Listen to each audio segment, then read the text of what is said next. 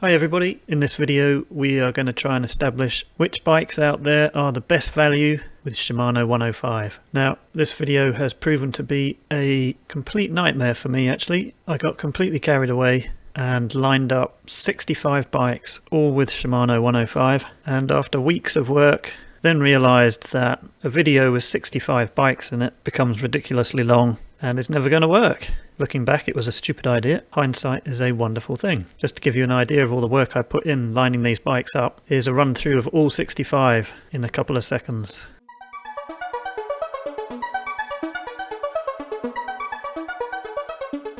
On the upside of all that work was I had a spreadsheet with all the data and could sort them into some kind of order. If you have a look in the description down below, there are links to all the different parts of the video and then some links to bits of kit that I use. Anything you buy through this supports the channel, and there's a 10% discount code there for a bit of banana slip tungsten all-weather lube, which I've been using for about 2 years. So what I decided to do in the end is just show you the top 5 bikes from the all-round race, aero bike and endurance categories.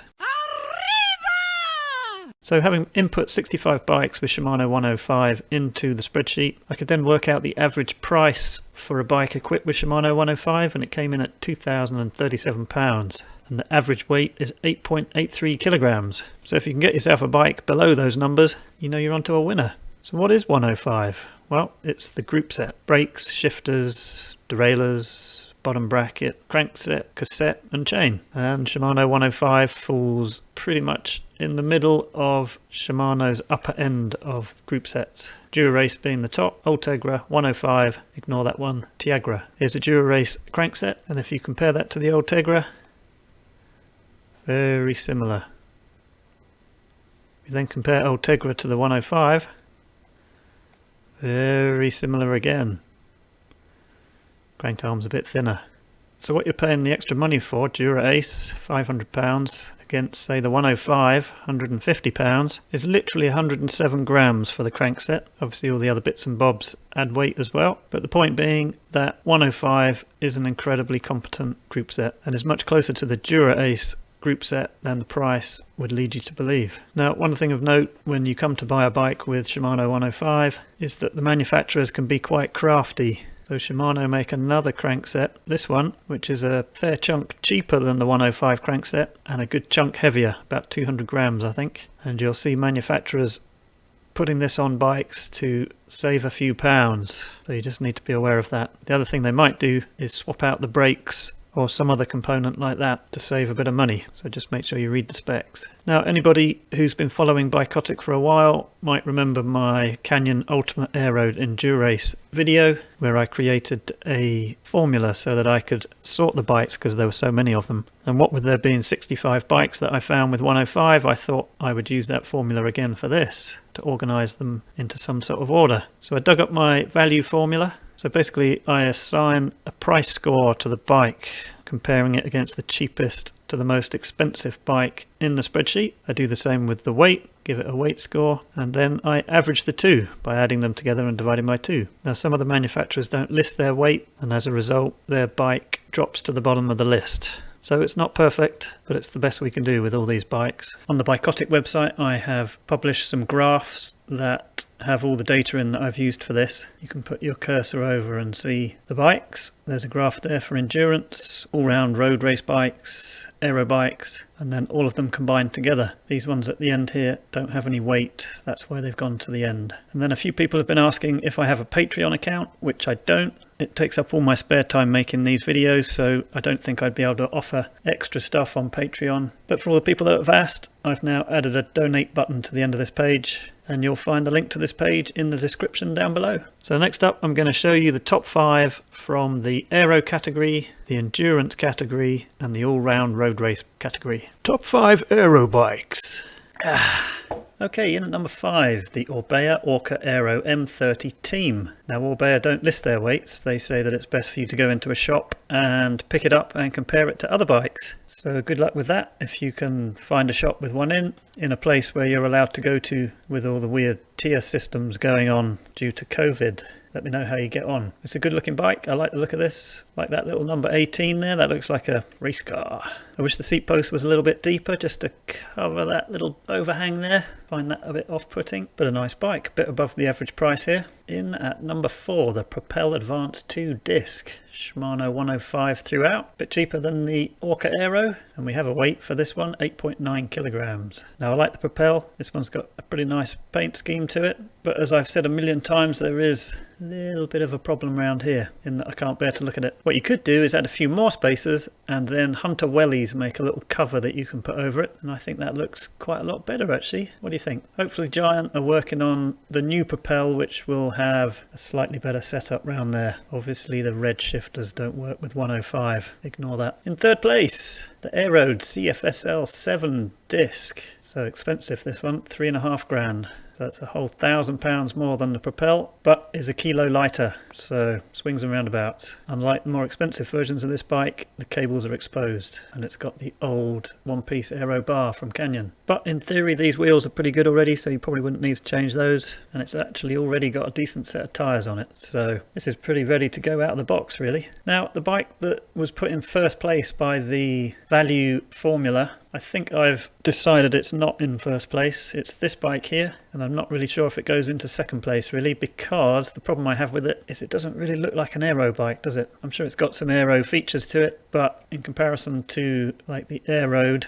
or the PROPEL, it's just not really an aero bike. But pretty good price. Bit heavier than the AEROAD, probably an okay bike. So in first place for the aero bikes with Shimano 105, albeit because I knocked the VITUS off the top spot, it's this bike here. It's the REACTO 4000, tiny bit over the average price, bit heavier than the AEROAD, very similar paint schemes, aren't they? And the reason why this one's cheaper and probably a bit heavier is because the wheels look a bit dirgy, but that's okay because if you're going to own this bike for 3 years, that gives you some upgrade options. Stick in some decent wheels, get a nice new seat, maybe a one-piece bar and stem, take your time, save up the money, and you'll have a little racing rocket there. Nice. I like the REACTO 4000. Even the cables are pretty well hidden away from this angle anyway. Okay, top 5 endurance bikes. I need to work on my Hollywood voice. In fifth place, it's the Canyon ENDURACE AL7 disc 1599, and this is an aluminium bike, as you can see, full 105, pretty heavy, but you've got the full 105 group set there, and it's disc brakes. And bear in mind, this is the top 5 of value bikes with 105 in. It turns out this is the only one with disc brakes, and the rest will have rim brakes.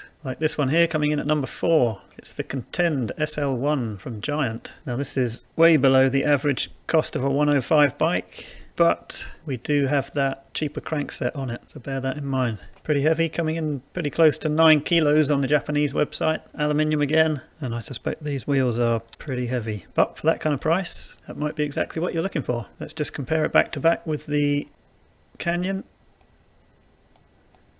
And though the frame styles are very different, they're not a million miles off in the geometry stakes. And then in third place, we've got the BOARDMAN SLR 8.9, and this one's actually carbon. Quite an interesting looking bike, this one, isn't it? Bright blue bits here, looks quite sporty. We've actually got an FSA crankset on this one, and we've slashed the average price in half here, so you're getting a carbon bike for £1,000, and it's 8.9 kilos, which sounds a lot, but again, at this price, these wheels are going to be heavy, so definite upgrade possibilities. Kind of depends whether you like the look of it a little bit, I guess. Compare that to the Giant CONTEND,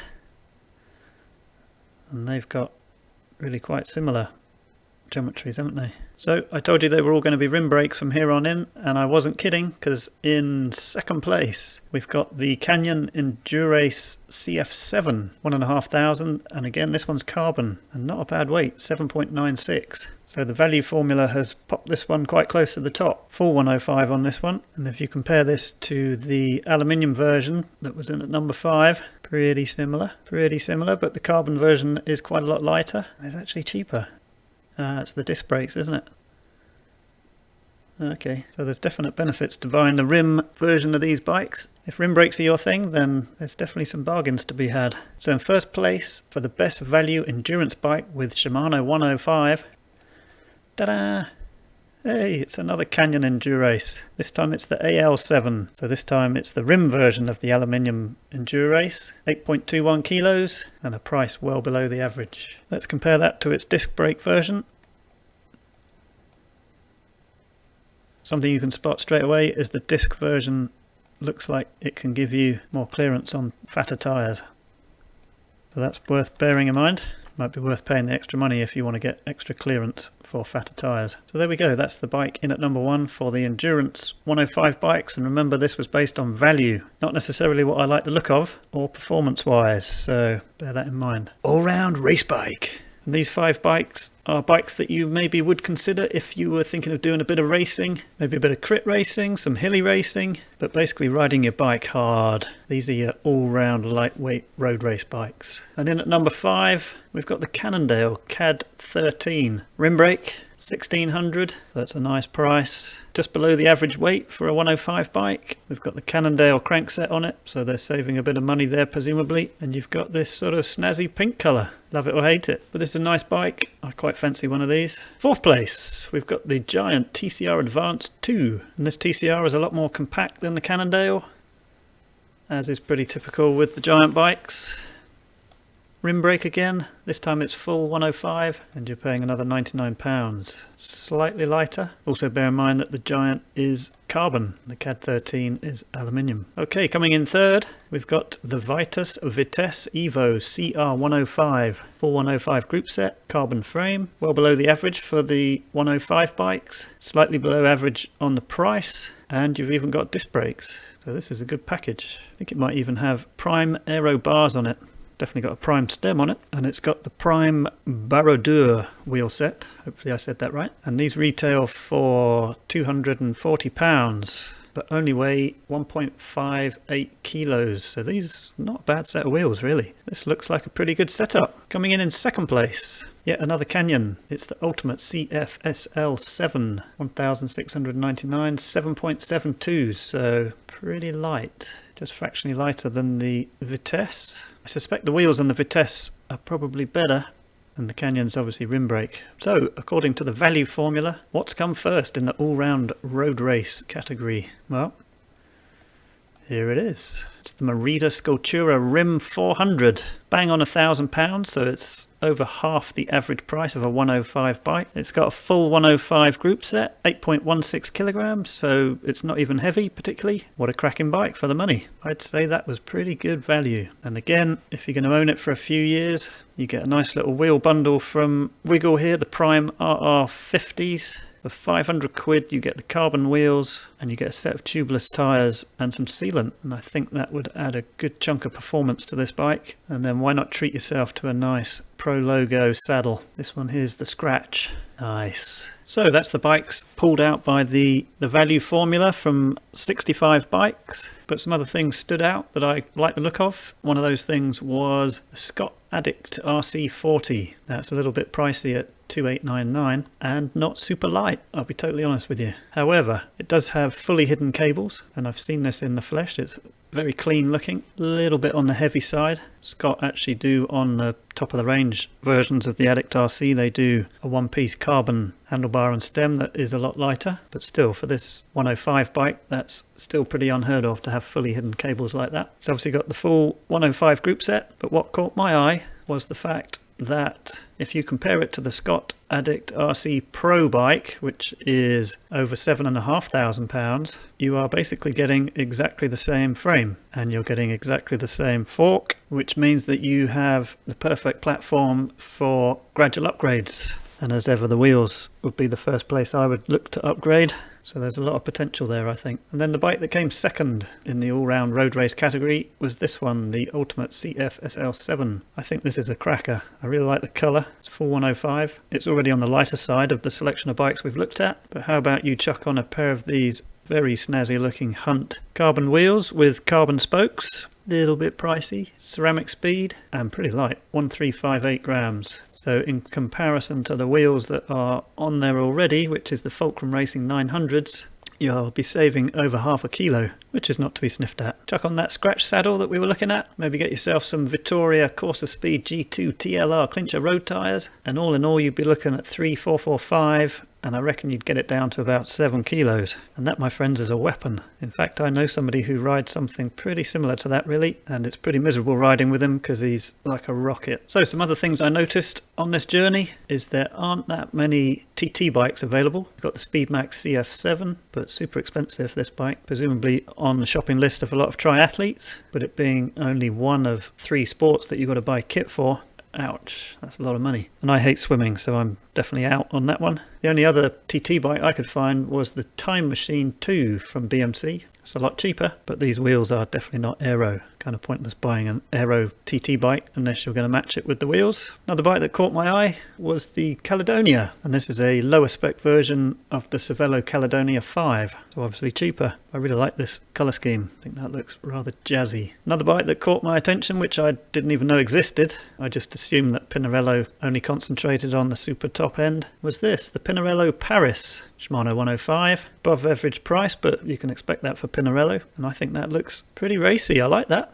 What about this one, the DEFY Advanced Pro 3? Same kind of price, pretty well kitted out. I like the paint scheme. Not keen on the saddle, but you've got a lot of bike here. You could use this for a lot of stuff. Very versatile. And this, PEARSON, is a shop in London that's been open for 160 years. And I knew it existed because I had a friend who worked there once. But what I didn't know was that they sell their own bikes as well. And this one here, it's called the HAMMERANDTONGS. This was actually the most expensive Shimano 105 bike that I came across. But I really like their paint scheme here. Nice logo. If anybody's got one of these, I'd love to know what you think of it. And what about this, the Ribble Endurance SL disc? Below the average price. Not a bad weight. People ask me why I don't review Ribbles very often, and there's a big catch for me on these bikes is that quite often their photographs are shot 3/4, which means I can't compare the bike in my stack. They do some side views, but generally they only publish really tiny versions of it. So here's a nice high resolution specialized photo, and if you put a Ribble photo next to it, it comes out that size.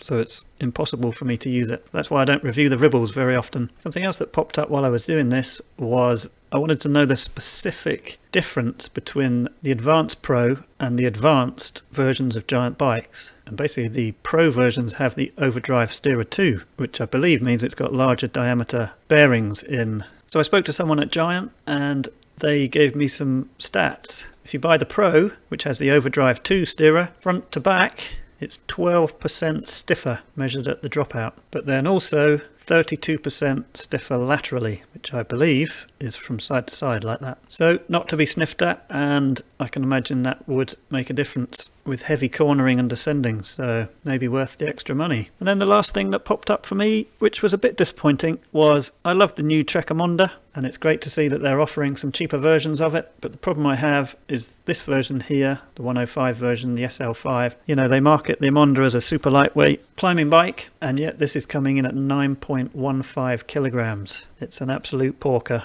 And in fact, the Emonda ALR 5, which is their aluminium version of the Emonda, is lighter. So that's a bit disappointing, I think. So that's it for this video. I hope it's of some use to you. Don't forget, in the description down below, you can find a link to the BIKOTIC website where you'll see these graphs of all the data that I collected for this video. So check that out. If you like the video, please give it a thumbs up, and if you haven't already, consider subscribing to the channel. Hopefully I'll get my next video made quicker than this one, so fingers crossed.